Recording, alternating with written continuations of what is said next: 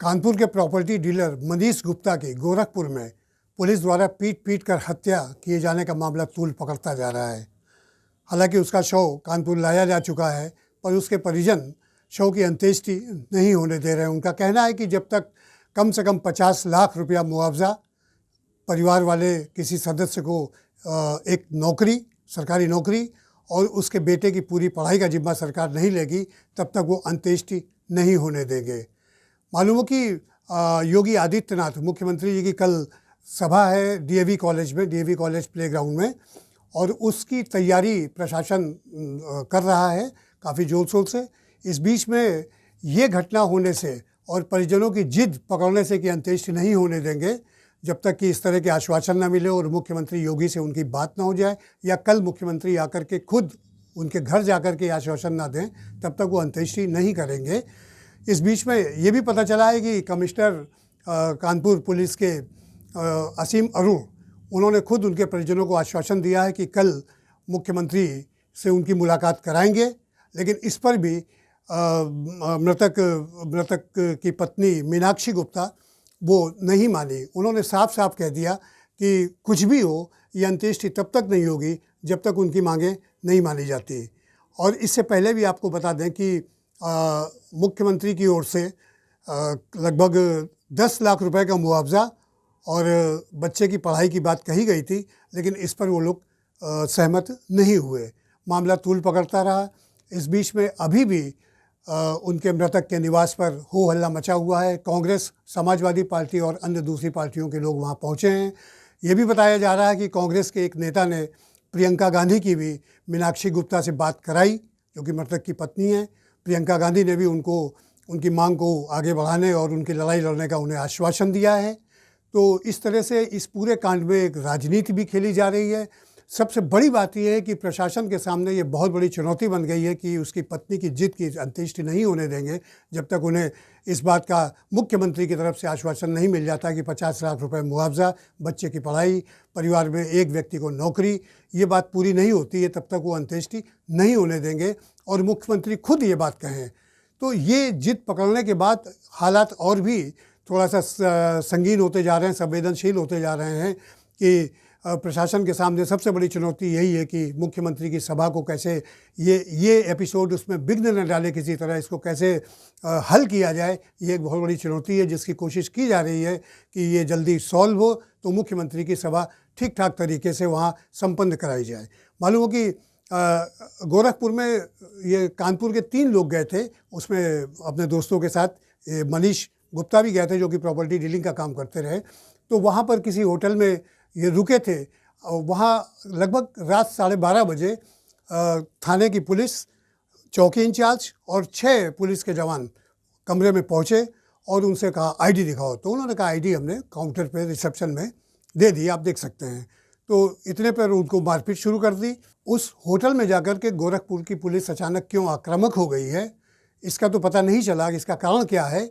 लेकिन इतना ज़रूर देखा गया है कि लिफ्ट से मनीष गुप्ता को खींचते हुए पुलिस वाले बाहर ला रहे थे और उसके खून बह रहा था। उसका चेहरा भी एक तरफ से थोड़ा सा पिचका हुआ सा दिख रहा था और उसे हॉस्पिटल ले गए जहां उसे मृत घोषित किया गया। जो मृतक की बहन निशा है उसने साफ साफ कहा है कि पुलिस वालों ने उसे इतनी ब्रूटली उसकी पिटाई कर दी कि एक तरफ का चेहरा पूरी तरह से पिचक गया है, यानी कि चेहरा जो थोड़ा चौड़ा था वो बिल्कुल एकदम से लंबा सा हो गया है और इसी में उसकी मौत हो गई, ऐसा उसका आरोप है। इस बीच में कार्रवाई करते हुए पता चला है कि 6 पुलिसकर्मियों को निलंबित कर दिया गया है और परिजनों की तहरीर पर जांच पड़ताल की जा रही है। अब आगे देखते हैं कि ये इस समस्या का हल प्रशासन कैसे करता है। क्या कमिश्नर पुलिस की आश्वासन पर अंत्येष्टि होगी या उनकी पत्नी जो जिद पकड़े हुए है और अंत्येष्टि न होने की बात कह रही, वो तो यहाँ तक कह रही कि लाश सड़ जाए, लेकिन जब तक योगी आदित्यनाथ खुद नहीं आश्वासन देते इस बात का, तब तक अंत्येष्टि नहीं होने देंगे। इस बीच में उनके घर के आसपास तमाम जमावड़ा लगा हुआ है, तो विभिन्न राजनीतिक दलों के लोग पहुँच गए हैं और काफ़ी बड़ी एक समस्या उत्पन्न हो गई है कि कल योगी जी की सभा कैसे हो और इधर ये समस्या का निदान कैसे हो। को न्याय मिल जाए, उनके जो मुजरिम हैं जिन्होंने उनकी हत्या करी है उनकी सिर्फ नौकरी ना हटे, उनको जो एक हत्यारे की प्रक्रिया आम नागरिक होता है उसको जो दंड मिलता है वही दंड चाहिए। सरकारी जो अधिकारी होते हैं उनके दंड अलग होते हैं, आम लोगों के दंड अलग होते हैं। मुझे ये नहीं चाहिए, मुझे आम लोगों वाला ही दंड चाहिए, क्योंकि सरकारी में दंड कम होता है, आम में ज़्यादा होता है। मुझे ये पसंद नहीं है। मुझे आम नागरिक की तरह ही उन्हें दंड चाहिए, बल्कि अधिकारियों को ज़्यादा होना चाहिए कि वो ड्यूटी पे होते समय ड्रिंक करी और मेरे पति को मारा है, उन्होंने हत्या कर दी वहीं पे, इलाज तक नहीं कराया, कुछ भी नहीं। एक ट्रीटमेंट करा देते तो शायद आज मेरा पति मेरे पास होता, क्योंकि वो डर गए थे धारा 307 न लग जाए। राइट, वो डर गए थे धारा 307 न लग जाए, क्योंकि उसमें लग गई तो गवाही मनीष दे देंगे, तब तो उनको गड़बड़ हो जाएगी, तो उन्होंने हत्या ही कर दी कि अब सबूत पेश करो और जीत के दिखाओ, और केस तो लंबे चलते हैं। इसीलिए आप लोग से अपील है कि केस लंबा मत चलने दो। आप ट्वीट करोगे, जितना ही आप अधिकारियों तक मेरी बात पहुंचाओगे उतनी ही वो जल्दी काम होगा, वरना कल आप लोग के साथ के बगैर क्या मैं 12 घंटे में वो काम कर पाती जो कई दिन लग जाते हैं। इस प्रकरण में पुलिस को कितना दोषी मानती है? पूरा पूरा, ये तो क्वेश्चन ही नहीं होना चाहिए। पुलिस ने ही, गोरखपुर में आपके अधिकारियों से बात हुई थी, क्या आश्वासन दिया गया? उन्होंने कहा कि हम निष्पक्ष जांच करेंगे। मैंने कहा, सीएम साहब की कॉल आई, फिर उसके बाद उन्होंने बोला मैं निष्पक्ष जांच करूंगा। पहले तो केस नहीं लिया था, सीएम साहब की कॉल के बाद उन्होंने हमारा केस ले लिया, दर्ज कर लिया, थोड़ा रद्दोबदल करके किया बट कर लिया। ठीक है, एक एक कदम हम भी बढ़ रहे हैं, ऐसा नहीं हम जिद पे अड़े हैं, बट हाँ न्याय तो चाहिए ना, ऐसा तो नहीं है ना हम न्याय नहीं मांगेंगे। तो ये आज का तो है नहीं, थोड़ा आगे जाएगा तो उसमें बस साथ देते रहिएगा, हम करते रहेंगे। मैम, राज्य सरकार से क्या कोई मांगती है या कोई? देखिए, उन्होंने कल जितना सहयोग किया कार्रवाई में, मैं पूरी तरह संतुष्ट नहीं हूँ, ये बात मैंने कल भी बोली थी। उनके सबूत मिट जाने से मैं बहुत नाराज़ हूँ। उन्होंने जिस तरह रिपोर्ट ली है उससे नाराज़ हूँ, लेकिन उन्होंने हमारा थोड़ा सहयोग किया, इसलिए मैं संतुष्ट हूँ कि हाँ उन्होंने सहयोग किया। उन्होंने मुझे सांत्वना दी है कि बच्चे के लिए वो कुछ करेंगे। 10 उत्तर प्रदेश में योगी जी की सरकार में रक्षक भक्षक बन चुके हैं। जिस तरीके से गोरखपुर मुख्यमंत्री जी के जनपद में ये घटना हुई है कि कानपुर के एक नौजवान लड़के की वहाँ पुलिस द्वारा हत्या कर दी जाती है, जिस तरीके की जानकारी लगातार मिल रही है, ये एक बहुत ही हृदय विदारक घटना है।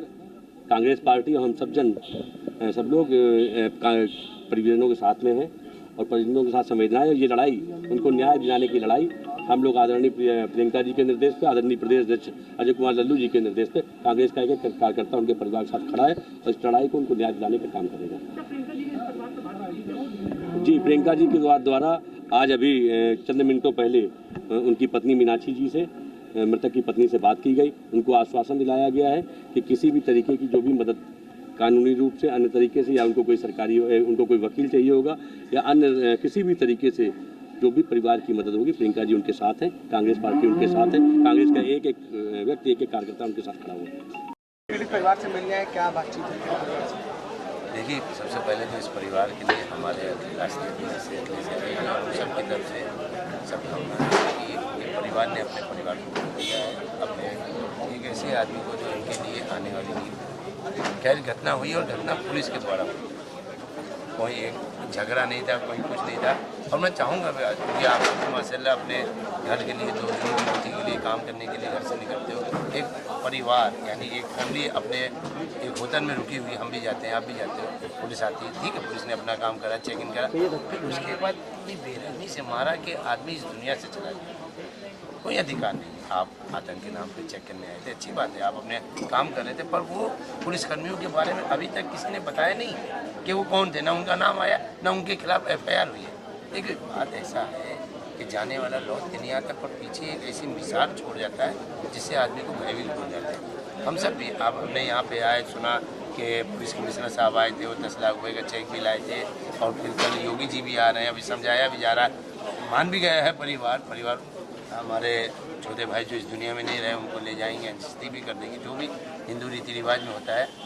पर कल मैं चाहूँगा भी, आप सब भी गवाह रहिएगा कि जब योगी जी से मिल जाए, अल्लाह करे मुलाकात भी हो, और फिर क्योंकि जो पहले भी घटना हुई है इस परिवार से बात 10 लाख 20 लाख की नहीं, बात है कि एक ऐसा रकम हो जिससे इस परिवार को आगे जिए। क्या उम्र है छोटी बहन, अभी आपने उनकी श्रीमती का बाइक भी लिया था, क्या उम्र अभी आगे, तो बहुत लंबा जीवन है।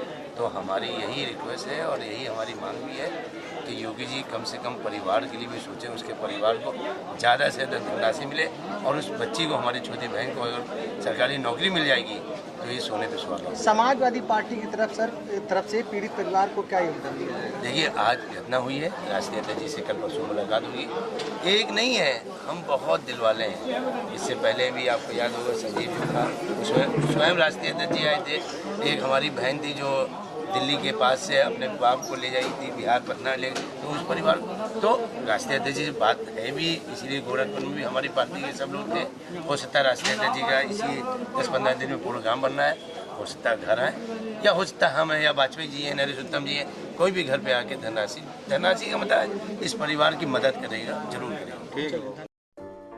अगर आपको हमारा वीडियो पसंद आया हो तो इसे लाइक करें, सब्सक्राइब करें और साथ ही बेल आइकन दबाना ना भूलें।